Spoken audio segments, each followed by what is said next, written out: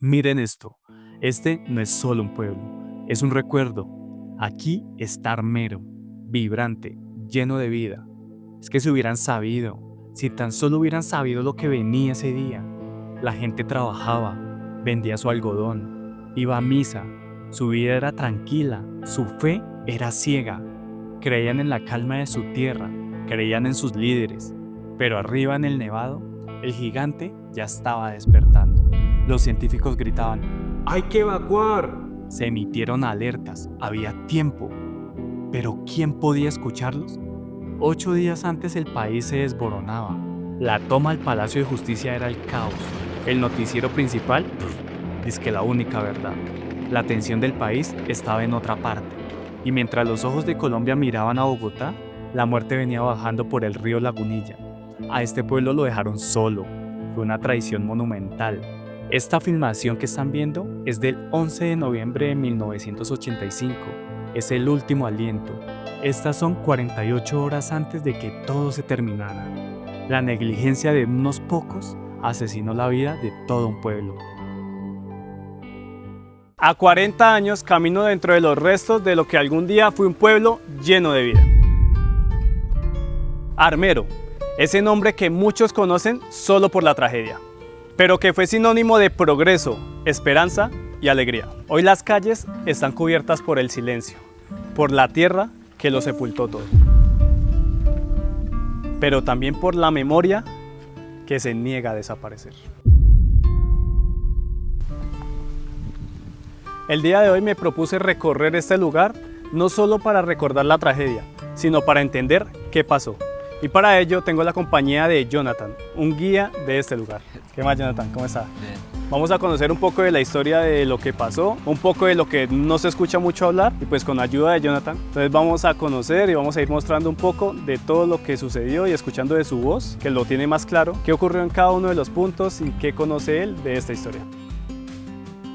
Allá donde está el inicio de esta montaña, de ahí para acá, es Armero. Entonces ya todo ese es el desemboque del cañón, el volcán queda a este costado. Cuando el volcán erupciona, todas las avalanchas se van a encajonar por la mitad del cañón. Eso tiene una altura entre 300 hasta 500 metros de altura. Cualquier erupción que el volcán vaya a hacer, el único final que va a encontrar la avalancha para desviarse va a ser el lugar plano donde se construyó Armero. ¿Sí? Aquí en esta partecita, más o menos más adelante, donde están los caballos, queda la planta de electricidad. Cuando la avalancha impacta contra la planta de electricidad, todo esto queda totalmente sin luz. La mayoría de personas también, como se encontraba lloviendo ese 13 de noviembre y el volcán generó la erupción, la gente no tuvo o no escuchó como los sonidos de la avalancha, donde muchas de las personas de esta zona murieron prácticamente en un profundo sueño. Ya cuando el volcán ya empieza su actividad, empezó para el 1983.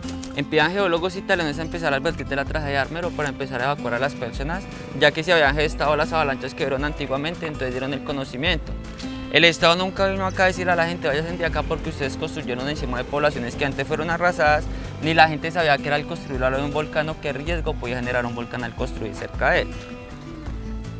La época ya del año 1985, a las 3:30 de la tarde empezó el volcán a hacer actividad, empezó a botar cantidad de ceniza donde todas las vías se llenaron a una altura de 3 a 7 centímetros.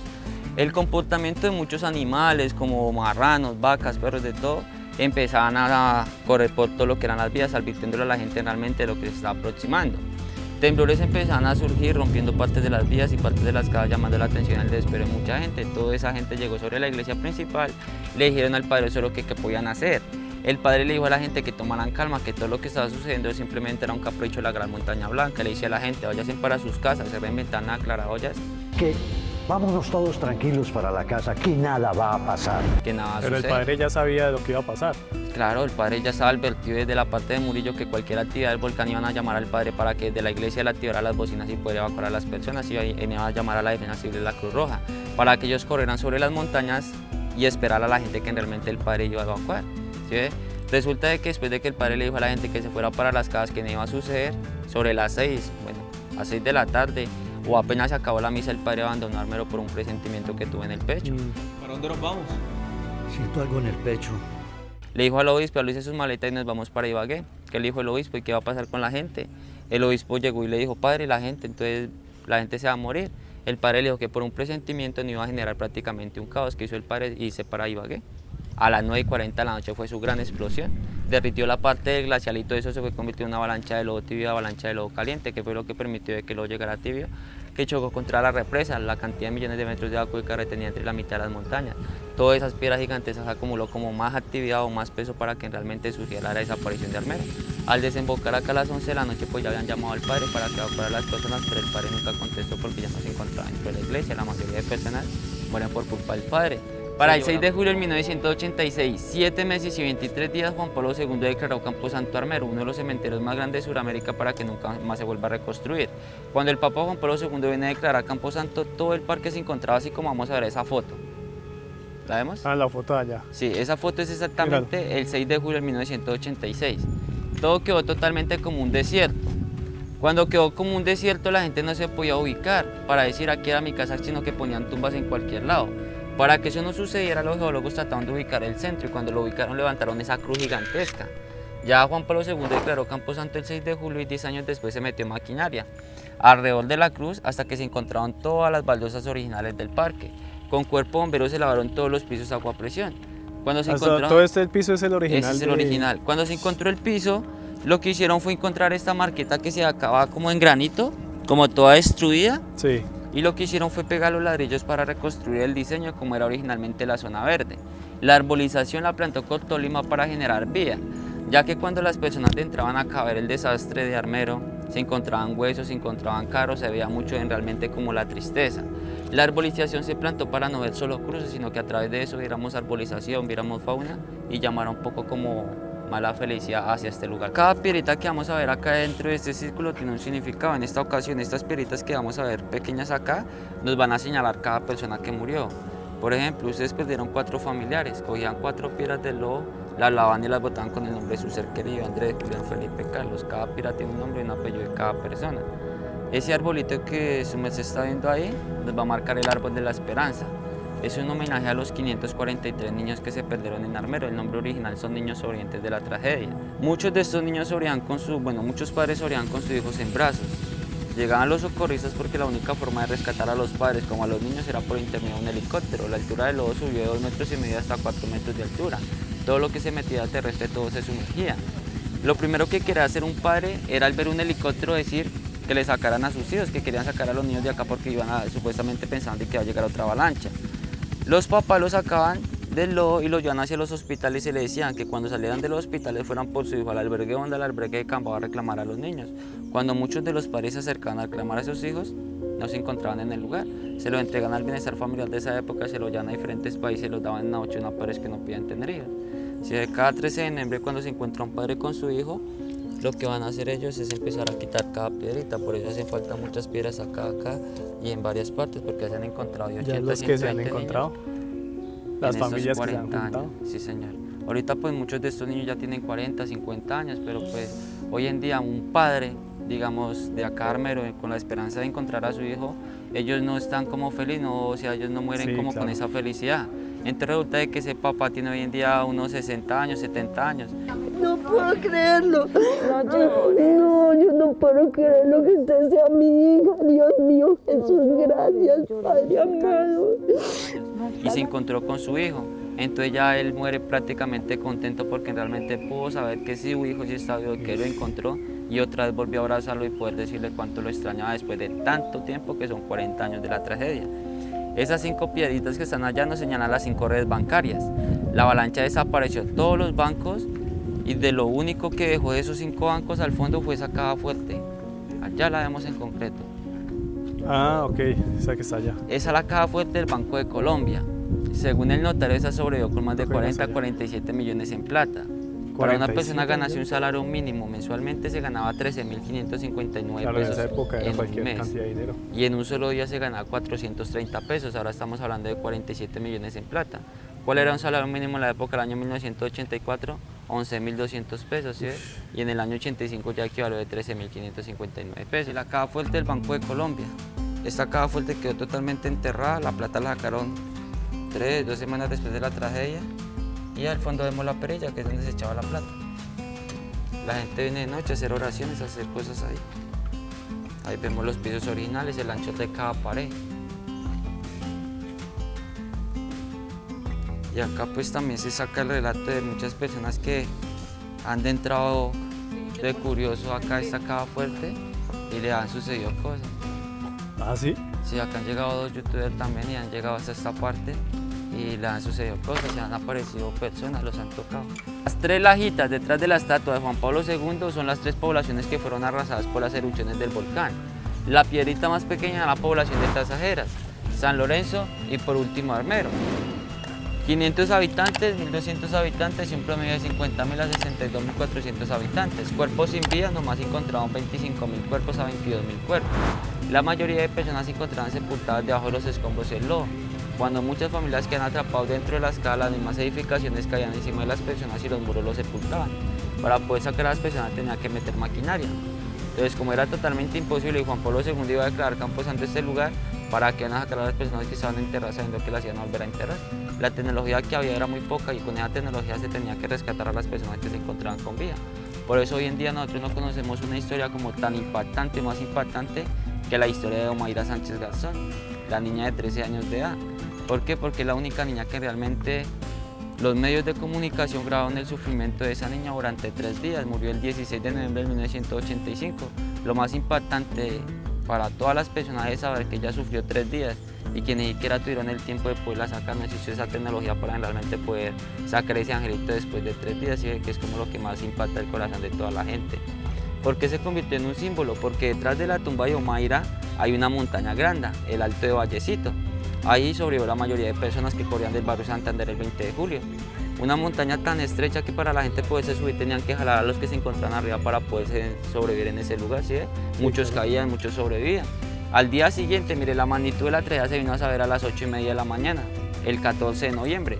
Y la tragedia fue a qué horas, a las 11 de la noche. Podemos decir que desde las 11 de la noche hasta las 8:30 de la mañana fueron más o menos 9 horas y media. En ese recurso, esas 9 horas y media, ¿cuánta gente murió acá pidiendo auxilio, pidiendo de que alguien los sacara del lodo, pidiendo de que los socorrieran? ¿Sí ve?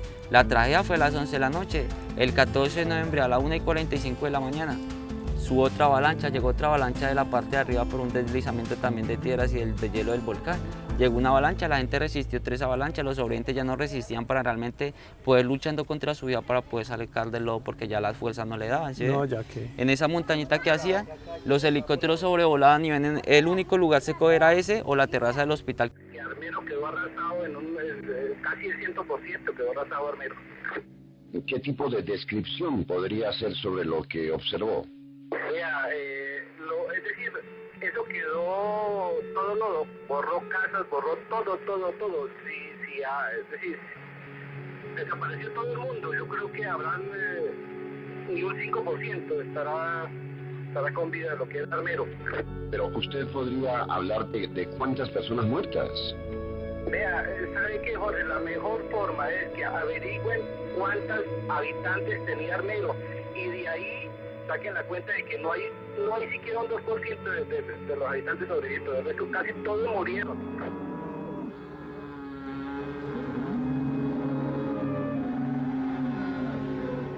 Los españoles empezaron a grabar todo esto. Cuando empezaban a grabar veían todo eso, como los vándalos generaban toda esa maldad, cómo le quitan los días a las personas.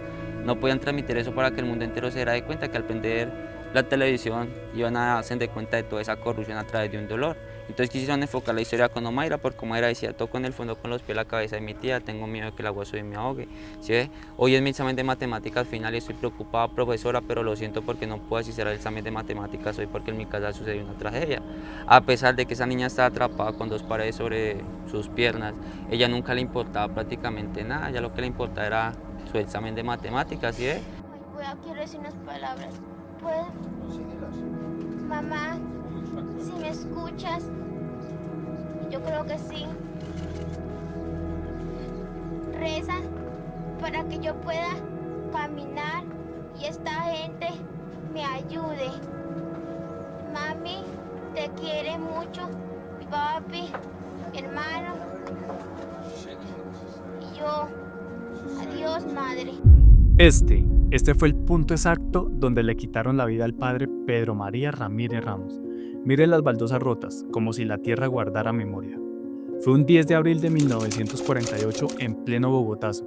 A Pedro María lo sacaron de su iglesia, lo acusaron sin pruebas, lo arrastraron y lo asesinaron frente a su parroquia.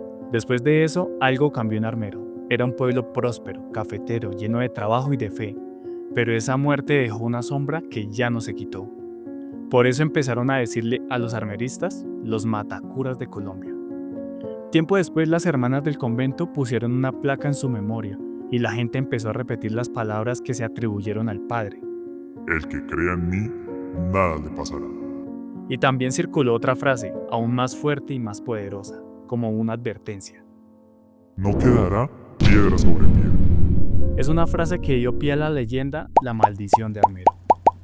Quienes creyeron de verdad fueron las mujeres de la Vía Alegre, las trabajadoras sexuales. Y según cuentan, cuando se vino el lodo y sepultó todo el pueblo, a ellas no les pasó absolutamente nada. Algunos hablan de milagro, otros de casualidad. Lo cierto es que su figura no murió. En 2017 el Papa lo beatificó y mucha gente sigue rezándole. Aquí, entre ruinas, queda la memoria, fe, injusticia y una frase que muchos aún repiten. No quedó piedra sobre piedra y su voz todavía resuena.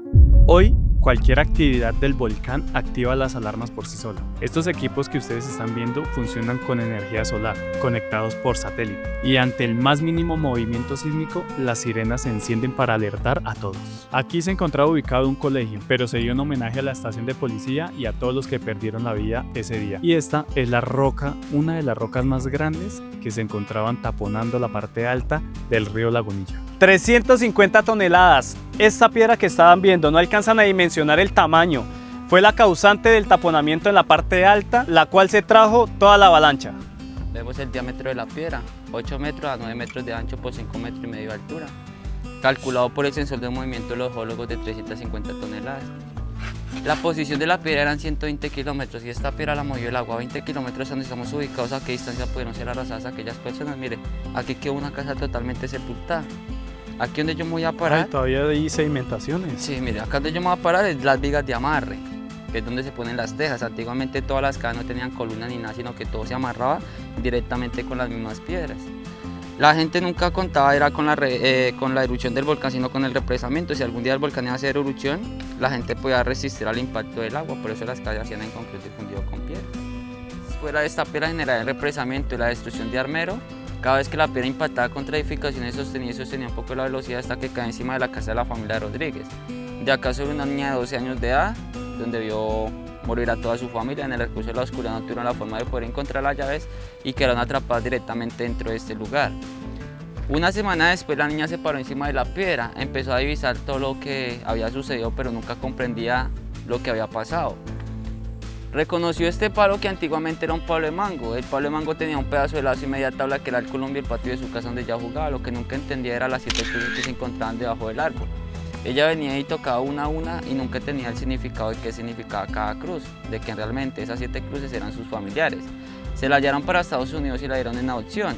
Llegó en el 1995 años en una conmemoración de Armero, con un cuaderno lleno de letras que es hoy en día el libro que ella escribió. El cuaderno empezaba a decir: hoy con el vivo recuerdo de mi tragedia he vuelto a Armero, todo lo que siento no lo puedo expresar. Hay unas pulsadas certeras que se apoderan de mi costado izquierdo. Desde el parque principal se empieza a acordar y dice allá muy lejos, y debajo de un palo de mango habían 7 cruces que yo solía tocar. Cuando viene a ver las 7 cruces empieza a llorar y se arrodilla y empieza a elevar una oración al cielo diciendo: Jesús, esta era mi casa y esta era mi familia. Hoy en día esa niña se convirtió en la mejor escritora colombiana que ha existido en toda la historia de Colombia.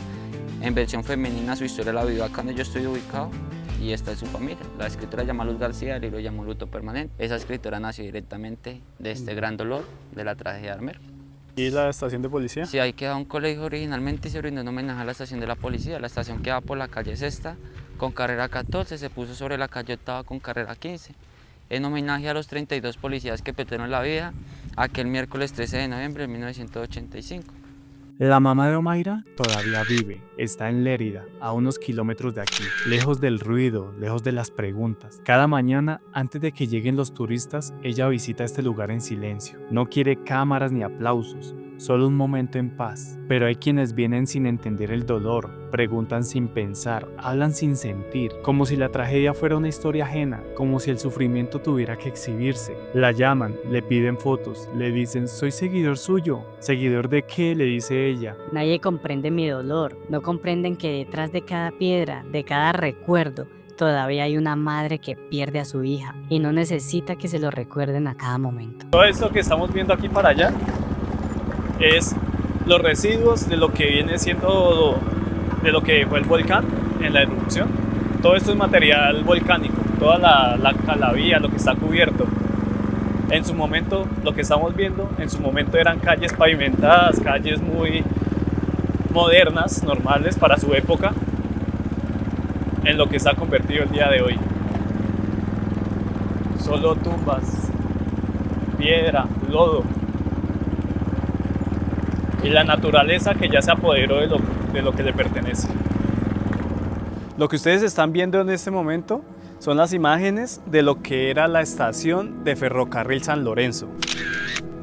Se alcanza a ver cómo los años han cumplido con lo suyo, ¿no? Un partecito del puente por donde circulaban antiguamente los rieles, por toda esa zanja, Girardot y Santa Marta. Antiguamente una estación de un ferrocarril era la única forma de conectar pueblos y ciudades y poder generar economía, también poder traer turismo. Por el ferrocarril se importaba ganado, se importaba arroz, algodón, sorgo, maíz y también había uno para pasajeros. Lastimosamente este ferrocarril, que era el 15212, nunca lo encontraron, desapareció con 8 vagones. La avalancha lo que hizo fue arrastrarlo, uno pudo caer en el río Magdalena o pudo quedar sepultado en todos los escombros con la avalancha. O sea, igual se perdió. Sí, todos estos vestigios fueron prácticamente recuperados 10 años después de la tragedia. Todo esto quedó totalmente lleno de lodo, totalmente sepultado, igual que todas las vías. ¿Sí ves? Mire la altura de la avalancha, esa montañita que se veía en lodo es todo el mineral y toda la altura de la avalancha. ¿Sí ves? Todo esto quedó así, lo que hicieron fue excavar para poder encontrar los pisos originales, igual que la vía. Veníamos bajando del parque, si ve que todo va sin baja, porque ese es el descenso de Armero, lo que permite que el mismo descenso vaya arrasando todas las edificaciones. Allá, esa montaña que se ve al fondo es el Alto de la Cruz. Antes era el mirador de Armero. Desde allí se veía toda la ciudad y el volcán Nevado del Ruiz. Cuando todo ocurrió, muchas personas lograron sobrevivir en esa montaña. Fue su refugio, su esperanza entre el barro y el silencio. Años después, encontraron allí la cúpula de la iglesia de San Lorenzo. La avalancha la había arrastrado hasta ese lugar, aproximadamente unos 1200 metros. Y en el año 2000, los campesinos lo hallaron y la llevaron nuevamente a su sitio, donde estaba la iglesia, de la cual solamente quedó la cúpula como testigo. Aquí, por ejemplo, bueno, ya el barrio Santander, uno de los barrios más grandes que manejaba Armero, que es donde habitaba la niña Omaira. Allá al fondito donde vamos a ver esa cruz en el palo pintada de blanco, es el lugar donde Omaira habitaba. Desde ahí la avalancha la arrastró de 200 a 300 metros con vivienda y todo, hacia la parte del fondo donde les voy a mostrar la capillita de Omaira. Y la primera palabra que Omaira dijo es: toco en el fondo con los pies la cabeza de mi tía. ¿Sí? Porque la tía se aferró mucho a ella y hasta este punto fue que la... Buenas tardes. Hasta este punto fue que la vinieron a sacar. Por eso se puso el número 16, el lugar exacto donde Omaira murió. Esta tumba la arregla todos los días la mamá. ¿El número 16? Sí, que fue el día que murió, el 16 de noviembre del 1985. Hola, Omaira. Y esta es la tumba de la niña Omaira. Para ser más concretos, es la única tumba original que se reconoce dentro de Armero que hay una persona enterrada y esa persona es Omaira. Del resto de todas las tumbas que vamos a ver crucen solo nos van a marcar de que había una casa y habitaba esa familia. Omaira, ahorita no hay lazo que valga. ¿Siempre has vivido aquí? ¿Ah? ¿Has vivido aquí siempre? Sí. ¿Con tus padres? Sí, señor. Ya son todos, son solo esas burbujas. Cuando pasó el coso ese, la inundación, mi papi vino a buscarnos y mi papi quedó lejos, quedó herido, mientras que nosotros alcanzamos. Ella cayó primero que yo caí encima de ella, casi, como yo soy tan gorda, casi la estripo. Era caliente, tengo sed, tengo hambre, estoy muy preocupado, ir a mi examen de matemáticas y yo me encuentro aquí. Hubo un socorrista español que hizo lo imposible por Omaira, día y noches, con ollas, canecas y todo, trataba de sacar agua del lugar. Pero al día siguiente este lugar volvía y se llenaba, los esfuerzos que él hacía por Omaira era totalmente en vano. La niña Omaira, al ver todo lo que el socorrista hacía con ollas y canecas, le dice: vete a descansar y después vienen por mí y sacan de aquí. Don Fidel Díaz Tiana le dice que no iba a descansar hasta poder sacar el cuerpo de ella y acá con vida o sin vida. Ella vuelve y le dice: ya vete, que ya los ángeles vienen por mí. cuya mi mamita que va a quedar sola no tiene quien la ayude. Al fallecerle a un paro cardíaco acá el 16 de noviembre de 1985 a las 10:30 de la mañana pierde la vida. Llamaron a la mamá y le dijeron que es imposible entregarle el cuerpo de ella, porque hubieron dos pares que aprisionaban las dos partes de las piernas y en la parte del estómago una viga y una amarre y un pedazo de varilla le hacía presión sobre el estómago. Me tocó irme, dejarle ahí una almohada y yo le hice una almohada con cosas. ¿Mi hermano? ¿Por qué no la sujetas arriba también? No. ¿No? ¿Y la pierna derecha sí la tienes libre? No, ninguna de las dos piernas, ninguna. Es que ella está, mire, ella está así, vea. Ya la pared le cayó, esos son los pies de ella, ¿sí? Y la pared le cayó así y por debajo está un cadáver de la tía, del cadáver. En vez de llevarse medio cuerpo de su hija hacia Bogotá y medio cuerpo acá, visitar a su hija en 2 lados. Que como allá era nacida y creada en Armero, que le dejaran a su hija en el mismo lugar donde nació, el mismo lugar donde murió y el mismo lugar donde ya quedó. Que así como estaba Mayra, se la sepultaran a una altura de 1 metro con bultos de café para que animales como perros, marranos y vacas no se comieran el cuerpo de la niña. Y que se aplanara un piso en concreto para que los vándalos no vinieran a profanar el cuerpo de Mayra simplemente por los areticos de oro que ella tenía ese día. El hermanito Mayra logró sobrevivir a la tragedia y fue la fortaleza para la mamá poder seguir adelante. Lastimosamente el 11 de enero del 2023 sufrió una enfermedad de cáncer y falleció, y vino la mamá hace 11 meses, trajo las cenizas de su otro hijo y las enterró allá mismo, donde se encuentra su hija, debajo donde está su hermana y al lado donde quedó su esposo. Toda la familia de la señora Luz Aleida Garzón se encuentra hoy en día en este lugar. Para la mamá poder venir hasta este lugar a ver en qué punto fue que enterraron realmente a su hija, ya pudo venir 2 meses después de la tragedia, un 11 de enero de 1986, cuando todo lo era algo seco que realmente firme para la gente poder separar. Después de 2 meses la mamá pudo llegar acá y el socorrista que la enterró le dijo: señora Luz Aleida, aquí le dejamos a su hija. Pero la mamá nunca tuvo como la certeza en realmente poder ver cómo fue que le enterraron a su hija, cómo fue que ella se dio cuenta. 1, porque le mostraron la tumba de su hija, y 2, por los videos que le mostró el socorrista español don Fidel Díaz Teana y el socorrista alemán Arias Paz. Entonces, hoy en día pues es una de las historias que más conmueven el corazón de todo un mundo, porque fue una de las historias que realmente el mundo entero pudo contemplar en vivo y en directo.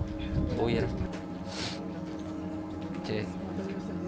Mucho más alta, sino que pues... ¿Y la gente por qué viene a hacer esto acá o qué? Lo que pasa es que como Mayra es una niña prodigio, una niña milagrosa, en este mundo contamos con gente que creemos en Dios como gente que no creemos en Él. Sí, en esta ocasión hay mucha gente que no cree en Dios. Entonces al no creer en Dios vienen y hacen amarres, cogen acá, destruyen las vírgenes, les quitan las cabezas, empiezan a destruir prácticamente todo. Las cenizas que tierra la gente, sacan las cenizas, se roban las cenizas y ya toman esos cofres como una matera. Lo único malo es lo que hace la gente acá. Okay. Por ejemplo, usted cogió hoy su plaqueta y vio que no hay un lugar donde poderla pegar, usted la pega acá en todos los escombros. ¿Sí? Entonces la gente que usa esta tumba para hacer maldades, para hacer brujerías, para hacer entierros. ¿Y esa tumba de quién es? Esto es una acción de gracias primero de un señor que sufría de cáncer. Más de la niña Mayra, lo que ya no le gusta, ya trae gasolina y todo lo quema. Mira, aquí todo esto así.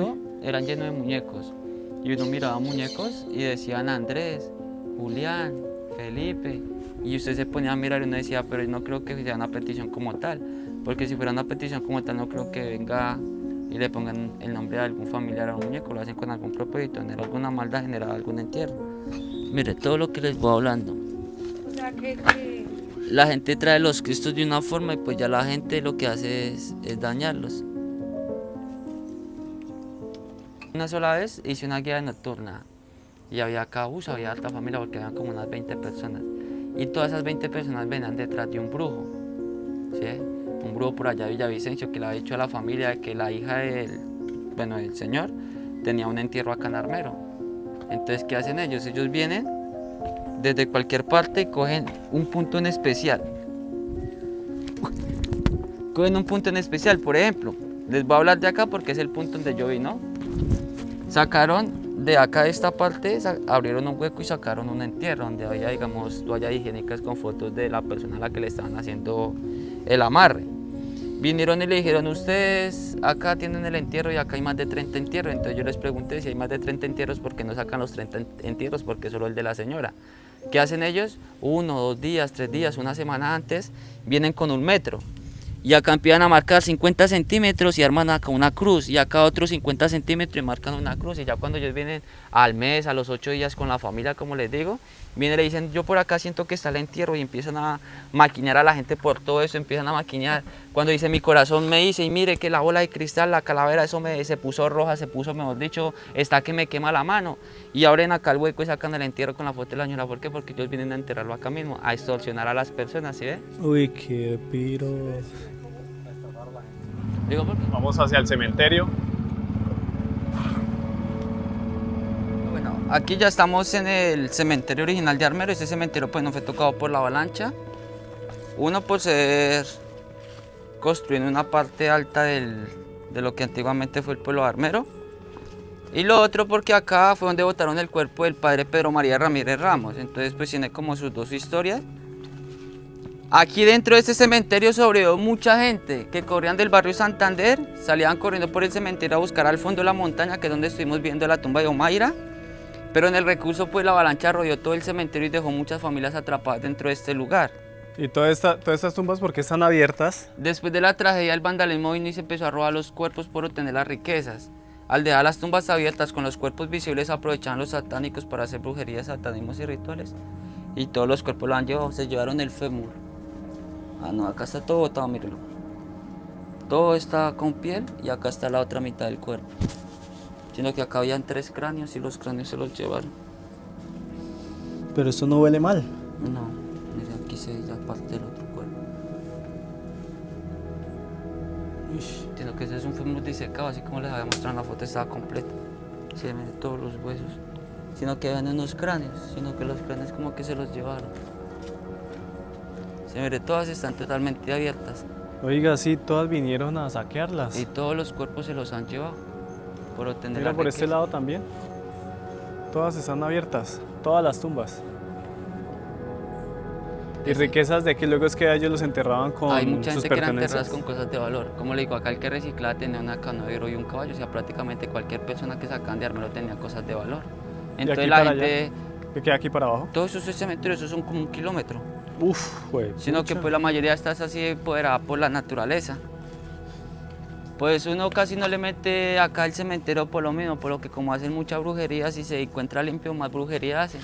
Si se deja el montar, pues evita uno un poco como aquella controversia de la magia negra. Mire, todo se lo han robado, todos los cuerpos, no encuentran casi huesos, no encuentran carios, nada de eso. ¿Y para qué se roban los huesos y todo eso? Yo no entiendo. Todo eso es para hacer brujerías, con eso pueden amarrar personas, pueden disecar personas, pueden hacer cantidad de cosas con los huesos. Mira esto.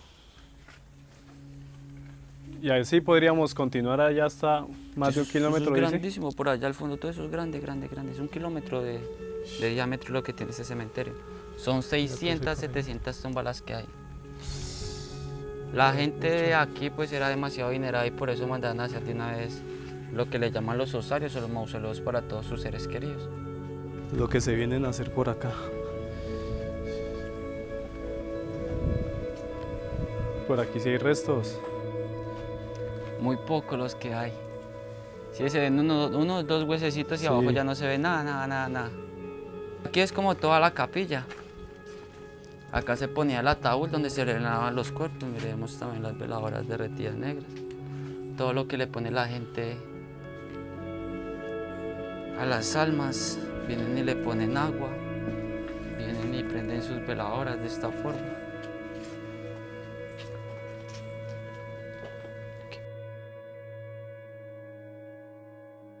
185, como de las casas también de la población, porque población quedó 3.000, 4.000 personas y todos no son sobrevivientes, muchos colados a la tragedia.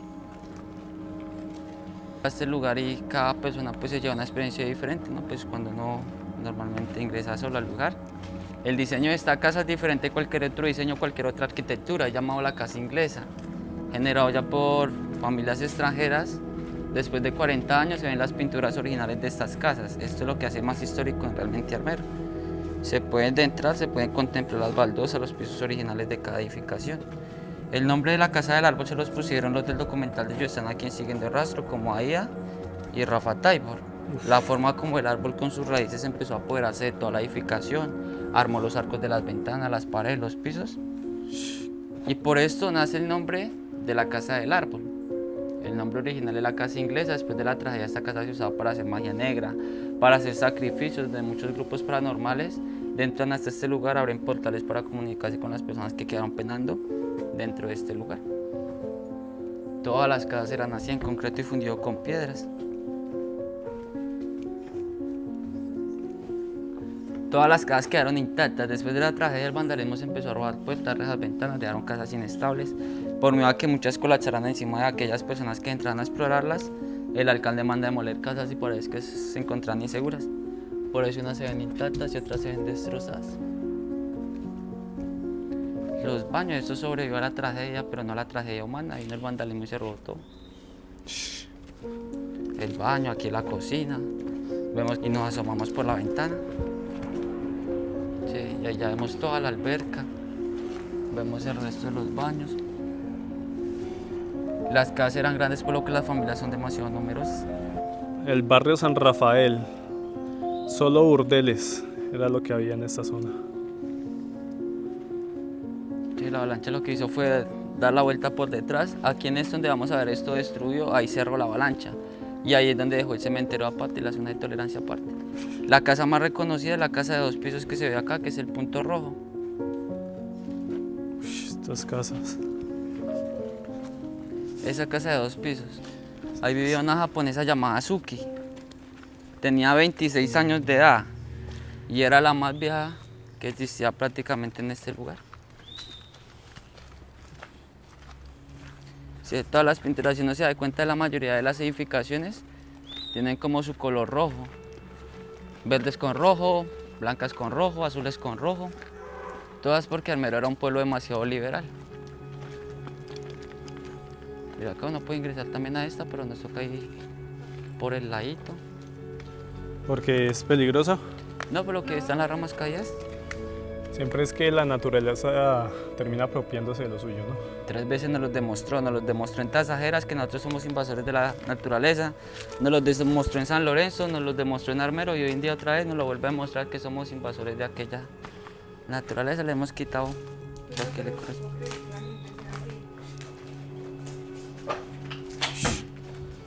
Acá uno empieza a limpiar y encuentra los pisos, miren los diseños de las edificaciones. Se ve que ya está más pequeña, mire, también se ven los pisos con baldosín.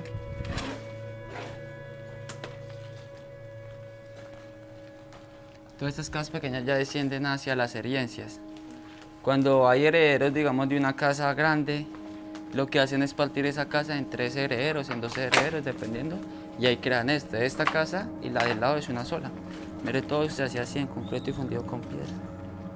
Sí, esto es una sola casa y lo que hacen es dividirla.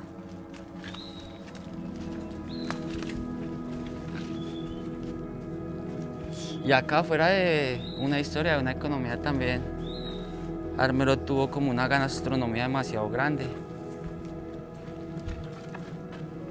Familia Bandera Navarro.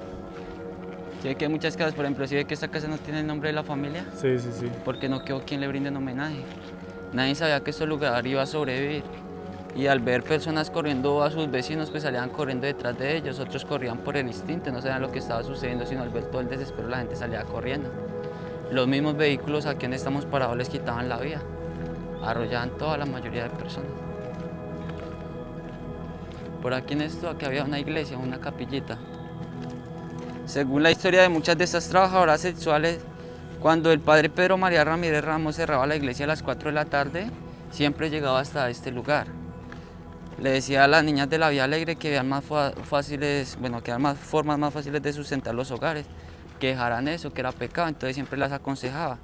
En esta capilla la reunía a todos y les empezaba sus consejos. Entonces también puede ser una parte que ellas lograron recoger el cuerpo del padre porque le tenían aprecio directamente a todo lo que él hacía por ellas. Mire, todo se ve intacto. ¿Esta es la carretera original? Original, sí, mira, acá están las alcantarillas. Todas estas veticas ya es por donde circulaba todo lo que es el agua. ¿Sí? Mire, la avalancha llegó hasta la variante. Sí.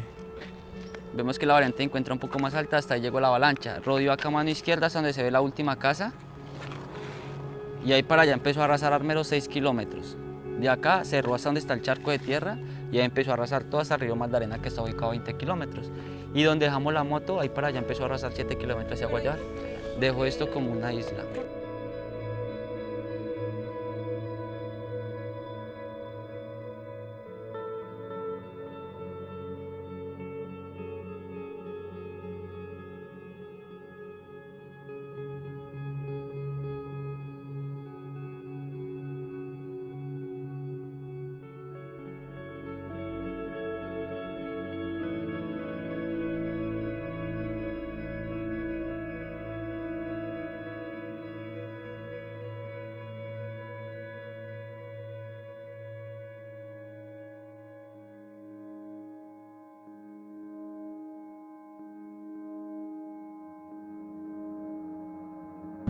¿A qué se deben todos estos carteles? Estas son las fotos de la gente que murió sobre la tragedia, las 25.000 personas. Cada foto tiene una historia así como esas que les acabo de mostrar. Miren, esas son familias extranjeras.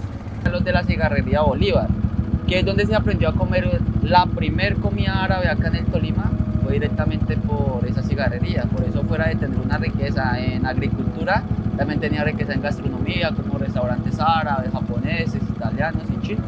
Ella era una cineasta directamente desde Italia, le dieron sus vacaciones y las pasó en Colombia. Llegó el 3 de noviembre directamente a Armero por el paisaje y por el bochorno, por el clima que hacía acá, y perdió la vida aquel 13 de noviembre de 1985. 26 años cuando la tragedia. En el lugar, el día exacto. La entrada original y las baldosas originales del antiguo zoológico. Bueno, el único que había aquí. Y el más grande del Tolima. Esa es la cúpula de la iglesia. ¿Esa es la sola cúpula? Todo esto ya es el salón, ahí vemos las columnas paradas. Lo que hizo la avalancha fue enterrarla y el vandalismo arrojarse las puertas de las ventanas, las paredes empezaron a colapsar. Y ese lote que se ve allá al fondo, todo eso era el estadio de fútbol. De ahí nació el equipo del Racing Armero. La iglesia del Carmen, la segunda iglesia más grande de lo que se llamaba Armero.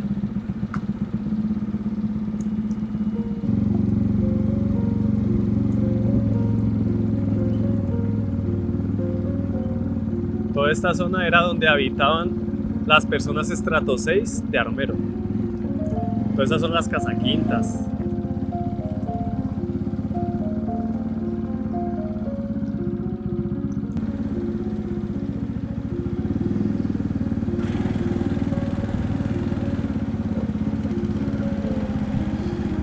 Es increíble cómo la naturaleza se apodera de lo suyo, ¿no? El hospital, 2 pisos, del cual uno quedó totalmente tapado.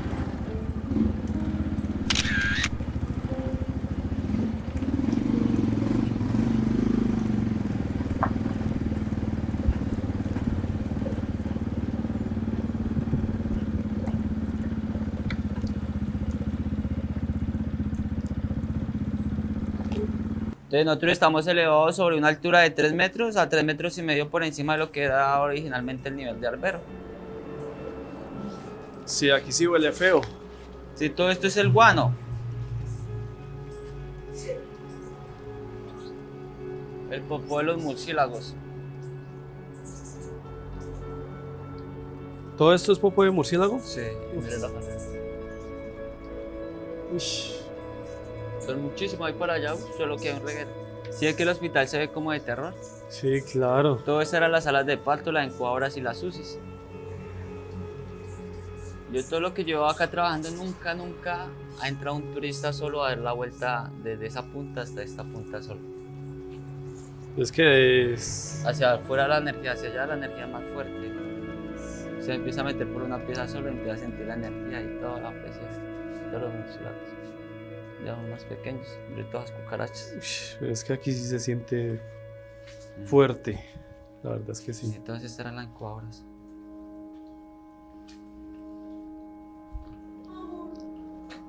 Ven, pensé que te ibas a quedar.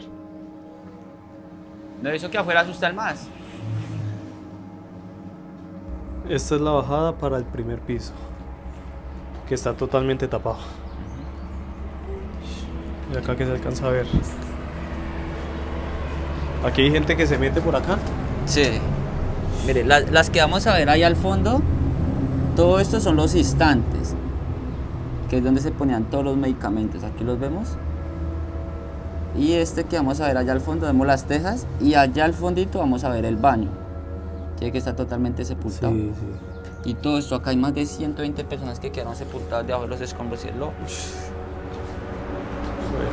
Los médicos cogían las personas del primer piso y del segundo y los subían arriba a la terraza. En el recurso de que subían y bajaban, muchos médicos quedaron sepultados por la avalancha, donde dieron su vida por salvar mucha cantidad de personas.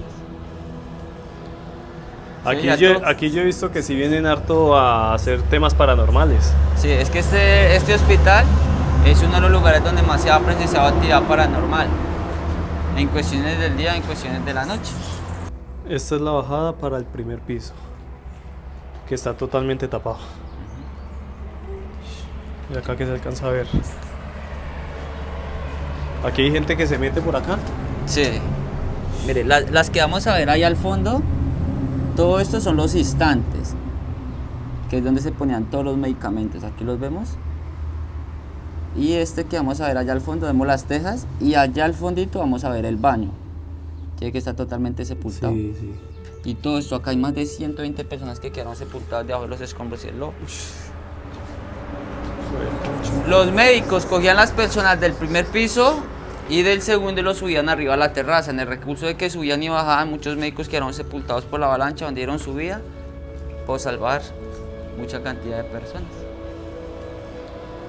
Aquí yo he visto que si vienen harto a hacer temas paranormales. Sí, es que este hospital es uno de los lugares donde más se ha presenciado actividad paranormal, en cuestiones del día, en cuestiones de la noche. ¿Y los murciélagos no lo atacan a uno? No. Ellos son amigables. Los que atacan son los rojos, que son los chupasangre. Sino que les quería presentar a Luna. Yo creo que hasta acá es que se puede ingresar porque hay para allá. Pero no la veo. Ay, ustedes quedan impactados con Luna. ¿Por qué? ¿Lo conoce? No, es bonito, eso es un agüio, es como así.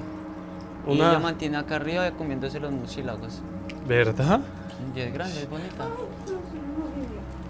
Sí, suena feo.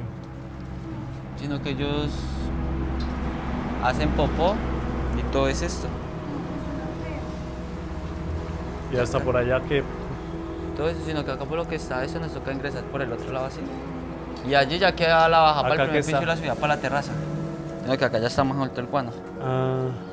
Entonces si nos metemos hacia allá, eso nos llega como por aquí. Ya todos esos huecos que vemos así los hace la defensa civil. Acá no hay. Bueno, de todos esos huecos, y así que se ven en varias piezas, los hace la defensa civil y la Cruz Roja para poder sacar a las personas que quedaron enterradas dentro del primer piso. O sea, ¿todavía se buscan personas o en su momento? No, eso fue ya para el 14 de noviembre, el día después de la tragedia.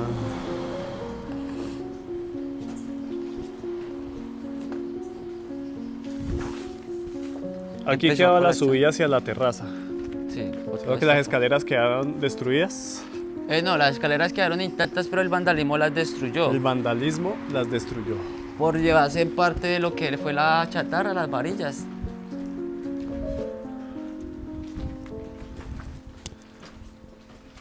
Mira, ya se ve la puerta.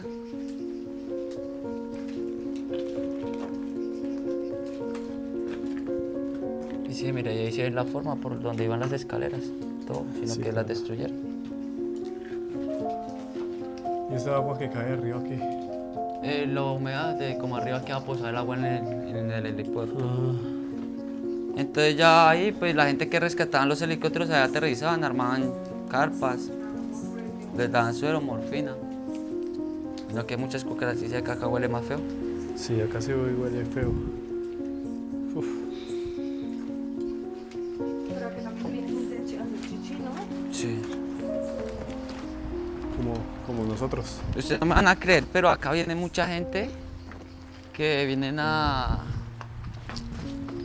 Bueno, aparecen, pero porque la fantasía de muchos es un cementerio. Acá hay gente a fornicar y todo.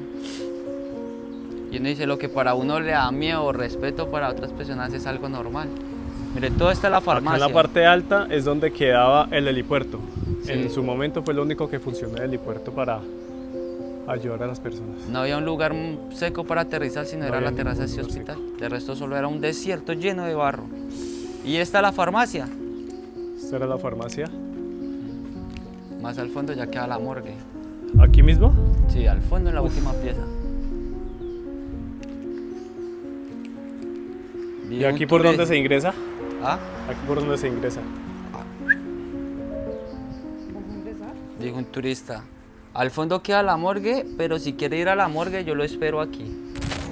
Podemos decir que damos por concluida la crónica que estamos haciendo el día de hoy para conmemorar los 40 años de Armero. No contamos todo, contamos solamente una parte, realmente queda mucho por contar, que lo diga Jonathan. Pero entonces les voy a dejar el numerito de él de contacto. Si ustedes necesitan o quieren venir a hacer el recorrido, lo pueden contactar. Aquí les voy a estar dejando el número y pues no sé qué le quiere decir a la gente, Jonathan. Amigos, pues que entrar a este lugar, conocer la historia, empaparse realmente lo que fue Armero, cuáles fueron los factores, es algo totalmente impactante, amigos, conocer realmente en un pueblo sin saber que Armero era mucho más allá que realmente un pueblo. Desde Armero, Tolima, su amigo Jonathan, guía turístico del lugar, los esperan de esta parte para que conozcan una gran historia. Gracias, Jonathan. Gracias a ustedes por la visita. Y a ustedes no se les olviden, denle like, compartan, síganme, suscribirse es gratis. Así es que los espero en mi canal De Aquí Nace. Chao, chao. Armero. Esto fue una crónica de Víctor Pachón para De Aquí Nace.